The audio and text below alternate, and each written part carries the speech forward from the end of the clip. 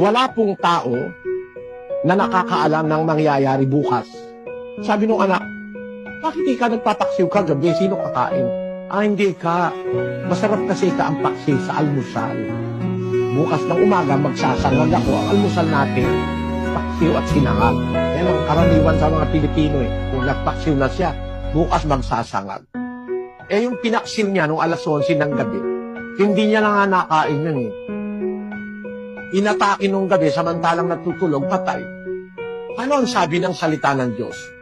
Natotoo naman ito sa isang talata ng Kawikaan, Kapitulo 27, versikulo 1. Huwag mong ipaghambog ang kinabukasan, sapagkat hindi mo nalalaman kung ano ang ilalabas ng ibang araw. Salita ito ng Diyos eh. Authority ito eh. Authority. Walang taong nakakaalam mismo ng bukas.